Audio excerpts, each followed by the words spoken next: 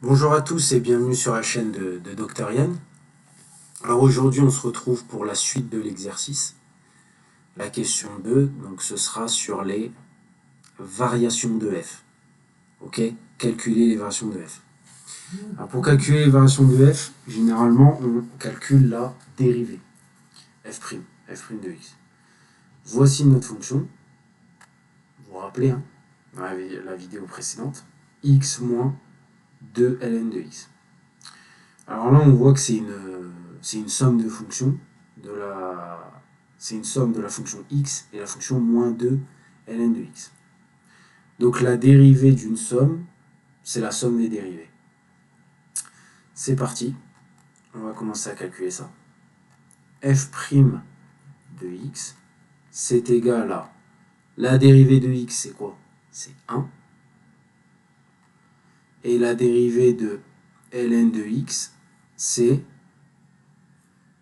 1 sur x. Ok? On l'a dans le formulaire là, juste ici. La dérivée de ln de x, c'est 1 sur x.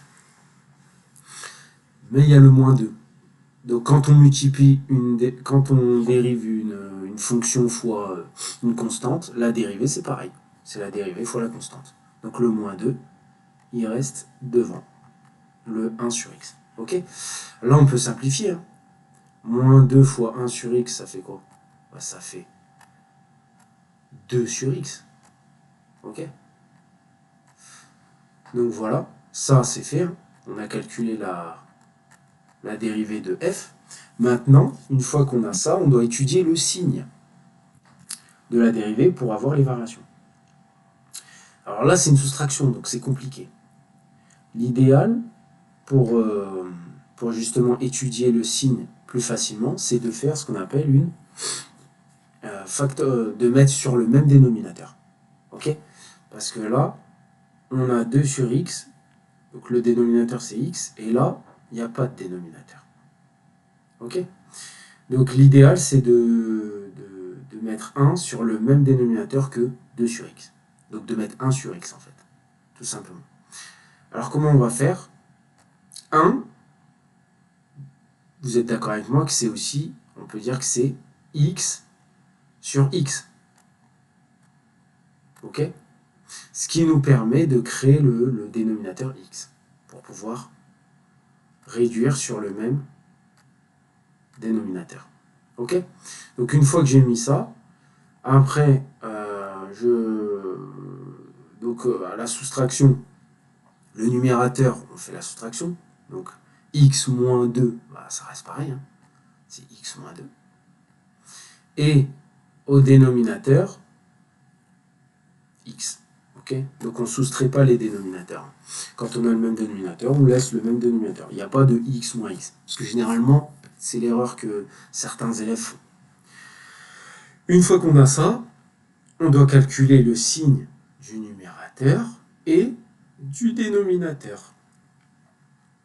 Le signe du dénominateur, vu que la fonction est définie sur 0 plus l'infini, elle est toujours positive.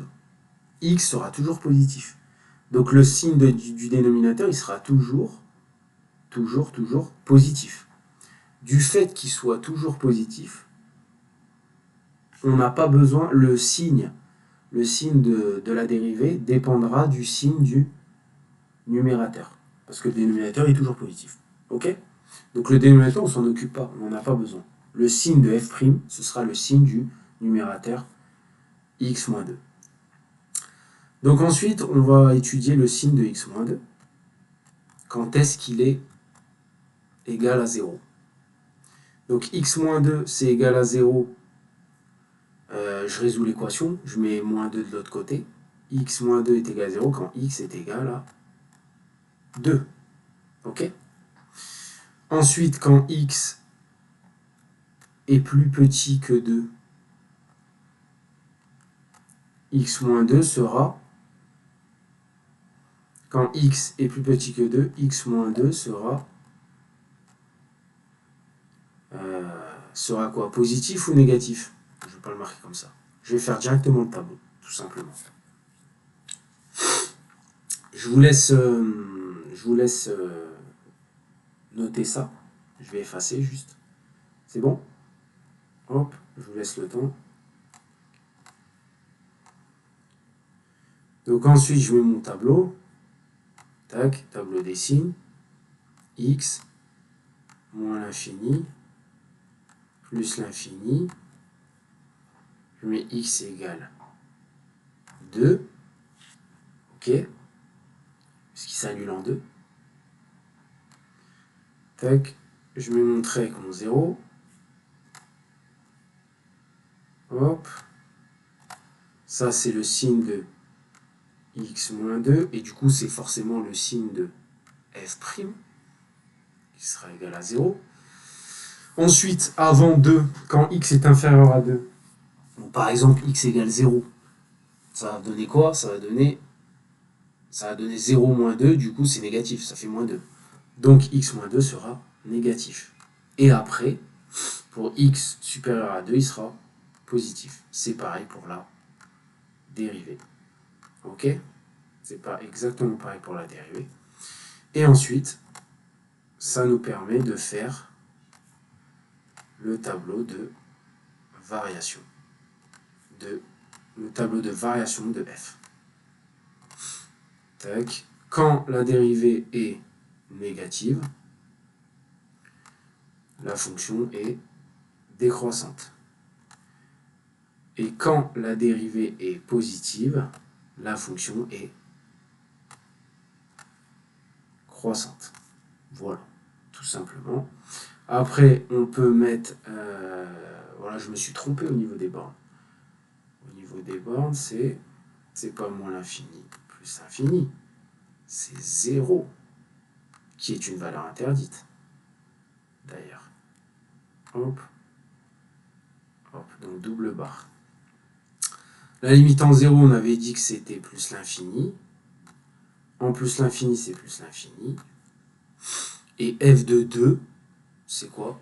Ça va être, si on remplace, ça va donner 2 moins 2 ln de 2. Ok, donc on va laisser comme ça. 2 moins 2 ln de 2. Voilà, j'espère que c'est bon pour cette question, pour le calcul de la dérivée et les variations de f. N'hésitez pas à vous abonner si ça vous a plu, à commenter, à partager et à mettre un j'aime. Ça m'aidera pour la suite. Si jamais vous avez besoin de cours avec moi pour approfondir des notions, n'hésitez pas à me le dire, à me contacter par mail. Le lien est dans la description, ainsi que les formulaires de réservation. Voilà, à très bientôt. Bonne journée.